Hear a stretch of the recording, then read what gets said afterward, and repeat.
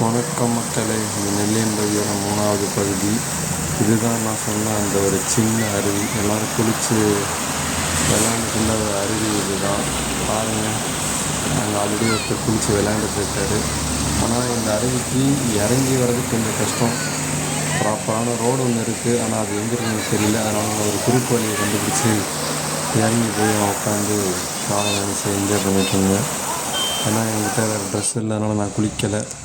அதனால் சும்மா கொஞ்ச நேரம் உட்காந்து அந்த இடத்தோட இதை என்ஜாய் பண்ணிவிட்டு அப்புறம் அப்படியே மேலே ஏறி உங்களுக்காக ஒரு டாப் ஆங்கிளில் வீடியோ எடுத்துட்டு அப்புறம் அப்படியே போயிட்டுருந்தேன். போகிற வழியில் ஒரு பொட்டி கடை இருந்துச்சு. அங்கே கேட்டு இங்கே வேறு ஏதாவது பார்க்கறதுக்கு இருக்காங்க. அப்போ தான் ஒரு ஐயா சொன்னார், இங்கே ஹேங்கிங் பிரிட்ஜ் இருக்குது தம்பி, அங்கே வேணால் போய் பாருங்கள், அது கொஞ்சம் உள்ளே போகணும், போய் வேணால் பாருங்கன்னாரு. சரிங்க ஐயா அப்படின்னு சொல்லிட்டு நானும் ஹேங்கிங் பிரிட்ஜு, இந்த மரப்பாலம்லாம் தொங்கும் பாலம்லாம் இருக்குது பார்த்தீங்களா, மரத்தாலே கட்டிக்குவாங்க, அந்த மாதிரிலாம் இருக்கும் அப்படின்னு ஒரு எக்ஸ்பெக்டேஷன் வச்சுட்டு போக ஆரம்பித்து கொஞ்சம் தூரத்துலேயே பார்த்தீங்கன்னா ஆப்போசிட்டில் ஒரு வண்டியும் இல்லை.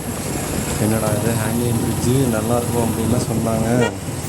ஆனால் நம்ம போயிட்டே இருக்கோம், ஒருத்தரையுமே காணுமே. கொஞ்சம் நேரத்தில் தப்பாக போகிறோமா என்னென்னு நம்மள, ஏன்னா மேப் வந்து அங்கே டவர் கிடைக்காத சரியாக வேலை செய்யலை. சும்மா வரவங்களையோ இல்லை கடை வச்சுருக்கவங்களையும் கேட்டு தான் நான் போயிட்டு இருந்தேன். ஆனால் பார்த்தீங்கன்னா ஆப்போசிட்டில் ஒரு வண்டியுமே வரலைங்கிறதுக்கு சந்தேகம். இப்போது எப்படி சொல்கிறது, நம்ம கரெக்டான பாதையில் போகிறோமான்றதுக்கு தான் ஒரு எவிடன்ஸ் செய்யும். யாராக இருந்தாலும் ஆப்போசிட்டில் யாருமே இருந்தால் ஒரு சின்ன குழப்பம் வரதான் செய்யும். என்னடா இது அப்படின்னு அப்புறம் அப்படியே போயிட்டே இருந்தேன். போகிற வழியில் ஒரு மிளகு தோட்டத்தில் வேலை செஞ்ச ஒரு ஆள் தான் இருந்தார். ஒரு அவர்கிட்ட கேட்டு அவரும் ஆமாம் தம்பி, நீங்கள் இன்னும் ஒரு 3 கிலோமீட்டர் போனீங்கன்னா ஹேங்கிங் பிரிட்ஜ் வருங்க அப்படி சொன்னோடனே வந்துட்டு இருந்தப்போ ஆப்போசிட்டில் 2 வண்டி இருந்தது. அப்பாடா இப்போ தான் கரெக்டான பாதையில் போகிறோன்ற ஒரு நம்பிக்கையில் அப்படியே நான் மறுபடியும் பயணத்தை கண்டினியூ பண்ண ஆரம்பித்தேன். மக்களே போக அப்புறம் ஒரு வண்டியாக வர ஆரம்பிச்சிது. சரி ஓகே, அப்போ சரியான பாதையில் போகிறோம். அப்போ ஹேங்கிங் பிரிட்ஜ் ஒரு நல்ல பார்க்கக்கூடிய இடமா இருக்கும், அதனால தான் இவ்வளோ பேர் வந்து போகிறாங்க அப்படின்ட்டு நானும் என் வண்டியை ஓட்டிகிட்டு போக ஆரம்பிச்சிட்டேன். எக்ஸ்பெக்டேஷன் பெருசாக வச்சுருந்தேன். மரப்பாலம் இப்படின்னு ஒரு பெரிய எக்ஸ்பெக்டேஷனோட தான் போனேன். ஆனால் அது அந்தளவுக்கு பொறுத்தலைனாலும் பார்க்க நல்லா இருந்துச்சு. மரப்பாலம் இல்லை, ஆனால் அவங்க சொன்ன ஹேங்கிங் பிரிட்ஜ் அது பார்க்க நல்லா இருந்தது. எப்படி சொல்கிறது, ஃபுல்லாகவே இரும்பு பைப்பால் போடப்பட்டிருந்தது. அது மேலே ஏறி நடக்கும்போதும் ஒரு சின்ன ஒரு வைப்ரேஷன் இருக்க தான் செஞ்சுது. ஆனால் அந்த மரப்பால அளவுக்கு அங்கே வைப்ரேஷன் இருக்கான்னா இல்லை.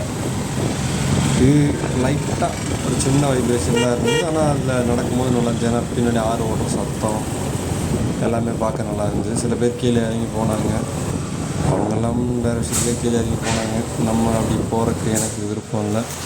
அதனால் அந்த பிரிட்ஜு மேலே அந்த ஆற்றை பார்த்துட்டு ஒரு வாக்கிங்கை போட ஆரம்பித்த மக்களை நான் பாருங்கள். இந்த 2 பக்கமும் ஆற்றுல தண்ணி கம்மியாக இருந்தது. இங்கே தண்ணி அதிகமாக இருந்ததுன்னா இன்னும் சத்தம் பயங்கரமாக இருந்திருக்கும். ஆனால் தண்ணி கம்மியாக இருந்ததுனால சவுண்டோட மீடியமாக இருந்தது. நானும் சரி அப்படின்ட்டு ஒரு வாக்கிங்கை போட்டுட்டு 2 பக்கத்தையும் வேடிக்கை பார்த்துட்டு ஆப்போசிட்டில் தான் பைக்கை நிப்பாட்டியிருந்தேன். நான் சும்மா அங்கே போயிட்டு அங்கேருந்து வரும்போது அவங்களுக்கு வீடியோ எடுத்தேன். ஆப்போசிட்டில் தான் பைக் இருக்குது. அப்புறம் அப்படியே நடந்து போயிட்டு என் கருவாச்சியை எடுத்துகிட்டு கேசவன் பாரா வியூ பாயிண்ட் ரிட்டன் வர வழியே இருந்துச்சு, அதை பார்க்கலான்னு சொல்லி நிப்பாட்டிட்டு டிக்கெட் எடுத்துகிட்டு மேலே போய் கேசவன் பாரா நின்று அங்கேருந்து போத்தனூர் டேமை அவங்களுக்காக ஜூம் பண்ணி காட்டுறேன். இது எந்த அளவுக்கு தெரியுங்கிறது எனக்கு தெரியல. உங்களுக்கு டேம் தெரியுதா அப்படிங்கிறத பாருங்கள். அங்கே ஒரு சின்ன பாக்ஸ் மாதிரி தெரியுது பார்த்தீங்களா, அதுதான் போட்டிங் வரதுக்கான பாதை. அப்படியே ஜூம் அவுட் பண்ணிவிட்டு அப்புறம் அவங்களுக்காக கேசவன் பாறை வந்து ஒரு 360 டிகிரி வீடியோ எடுக்கலாம் அப்படின்னு சொல்லி எடுத்தது தான் மக்களே. இது அப்படியே பாருங்கள், சுற்றி மலை மேகங்கள் கடந்து போகுது. அங்கே 2 மலைகள் வந்து ஹார்ட்டின் ஷேப்பில் இருக்குது, அதாவது தெய்வ வடிவில் எனக்கு தெரியுது. வி மாதிரி இருக்குது அந்த மேகங்களோடு சுற்றினா, அது இதே மாதிரி தெரியுது. உங்களுக்கு எப்படி தெரியுதுன்னு கமெண்ட்டில் சொல்லுங்கள்.